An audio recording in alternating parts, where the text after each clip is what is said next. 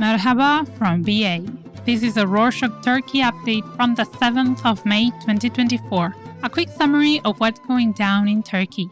Turcell, the country's largest global system for mobile communications operator, appointed Naci İnci, Boğaziçi University's controversial pro-government rector, as an independent executive board member. Turcell also appointed other pro-government names in different high-ranking positions to its executive board. Each member will receive a salary of 150,000 Turkish liras, around $4,500 with additional yearly bonuses. The salary alone is 9 times the minimum wage. İnci will also receive a salary for his rectoral position. İnci became the university's rector in 2020 amid protests against Melih Bulu, his president-appointed predecessor. Normally, the academic board elects rectors in universities.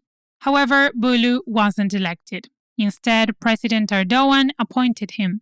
Students protested against this as he was a pro-government figure in a secular and independent institution. Upon protests, the president replaced Bulu with İnci, another trustee rector. He became notorious for suppressing dissident students in protests.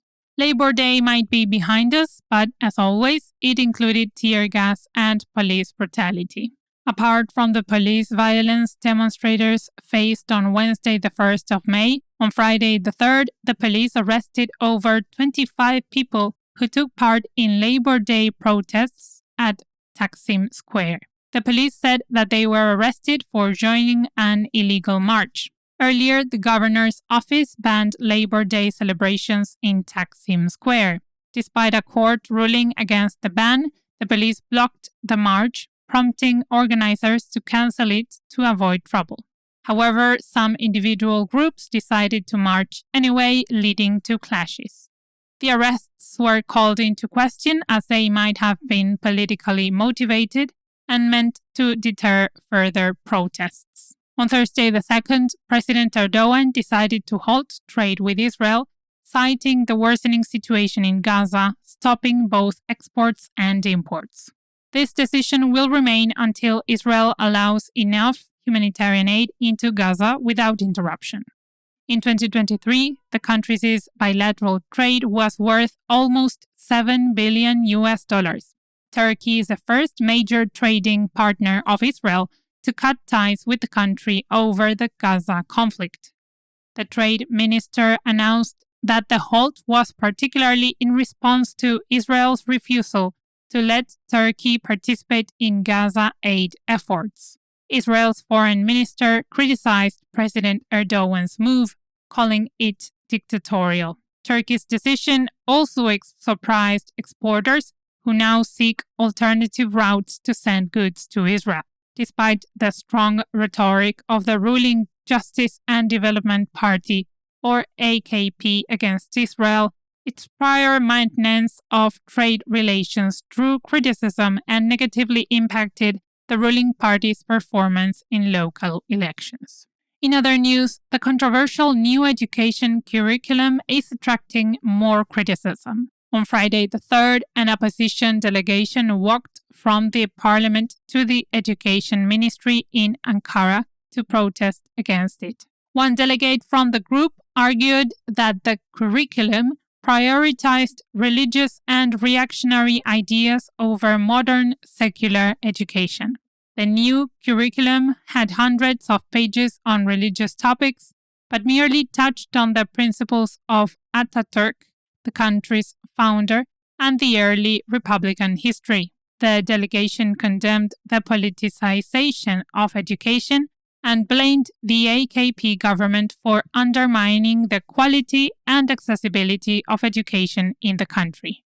On Thursday the 2nd, President Erdoğan met with Özel, the leader of the main opposition, the Republican People's Party, or CHP.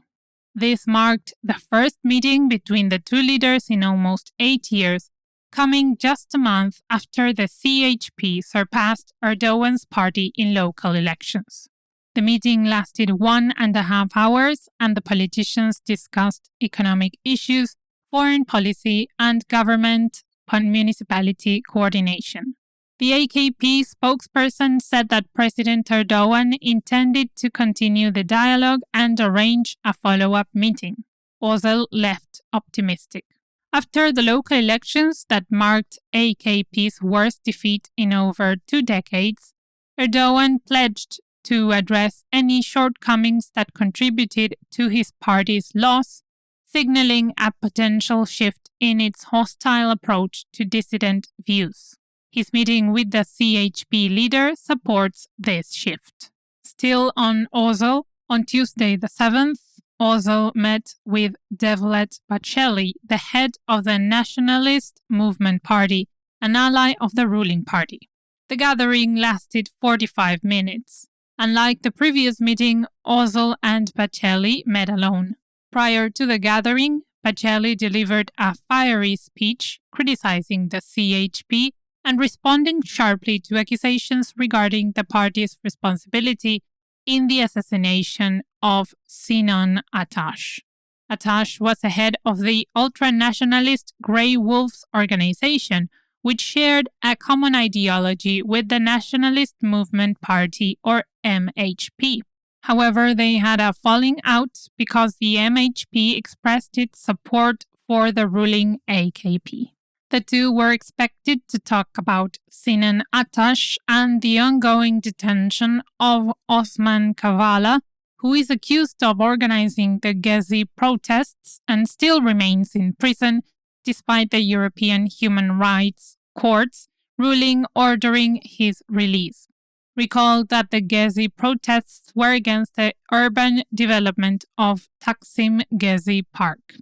However, the leaders of the parties haven't yet issued a press release about what they talked about.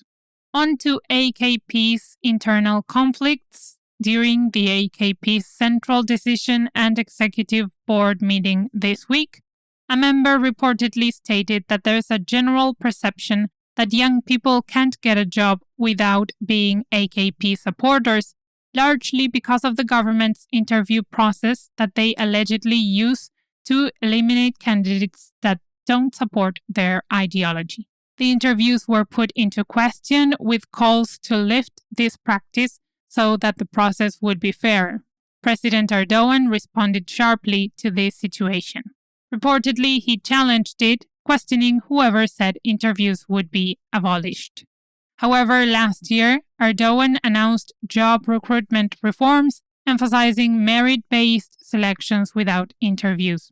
Still, he seems to have turned his coat as he has now emphasized the importance of interviews in preventing potential threats to the state's integrity.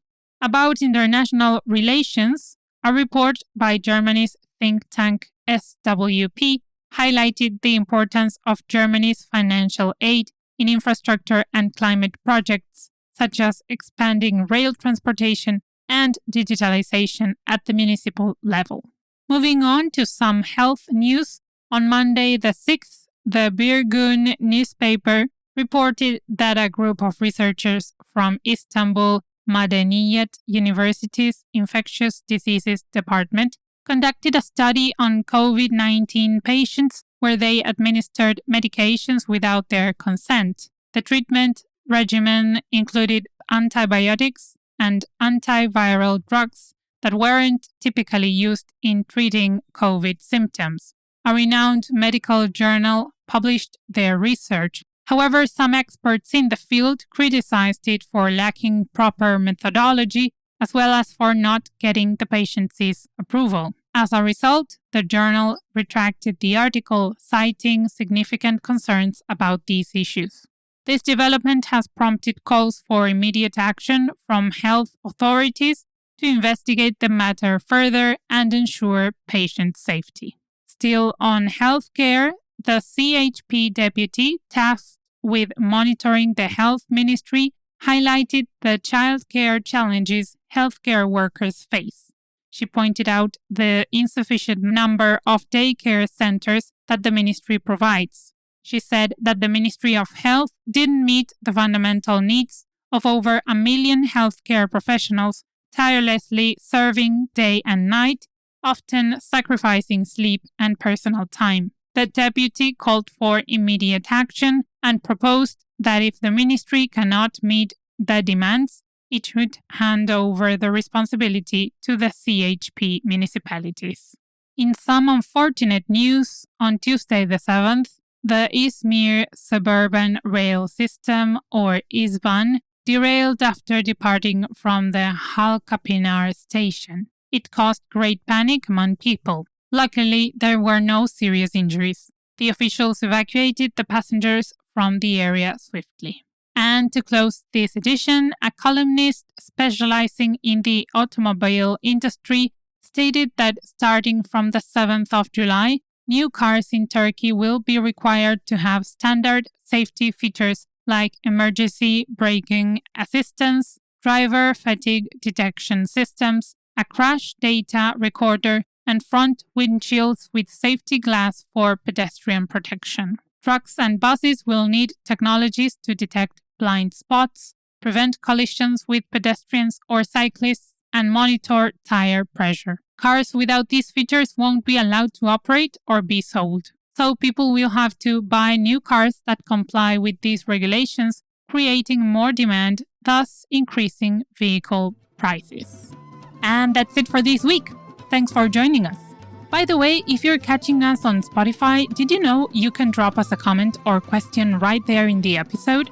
It's super easy. The comments are kept private, so feel free to share your thoughts or queries without hesitation and your email, so we can get back to you. So go ahead and write something in those comments. We can't wait to hear from you. Hoşça kalın.